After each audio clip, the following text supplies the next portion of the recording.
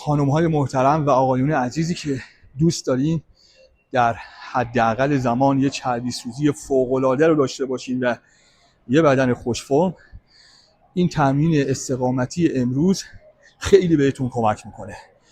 بدون نیاز به وزنه و ابزار خاصی، داخل منزل هم قابل اجراست، مخصوصا خانم‌های محترمی که به هر دلیلی امکان رفتن به باشگاهو ندارن.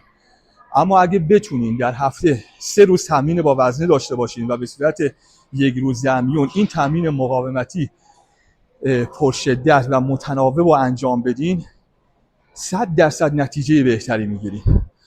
و اما تمرین به این صورتی که حرکات پشت سر هم بدون استراحت اجرا میشه. وقتی که تموم شد 1 دقیقه کلا استراحت و مجدد این چرخه رو باید تکرار بکنین تا حدود 20 تا 30 دقیقه این تمرین رو انجام بدیم.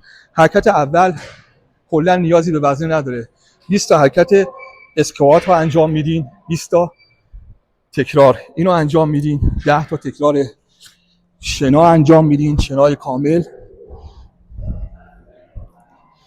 حرکت بعدی حرکت پلانک، 30 ثانیه حرکت پلانک رو انجام میدین، 30 ثانیه پلانک از پهلو رو انجام میدین و مجدد 30 ثانیه پهلوی بعدی رو انجام میدین. حرکت بعدی حرکت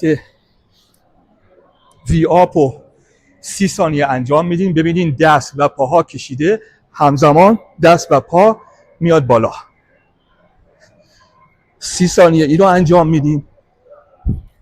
حرکت بعدی حرکت پای کوهنوردی، اینو 30 ثانیه انجام میدین. 1 2 3 30 ثانیه و 10 تا تکرار هم برپی انجام میدین به این ترتیب با شنا. البته 1 شنا میایم بالا، دوباره 1 شنا، اینو 10 تا تکرار.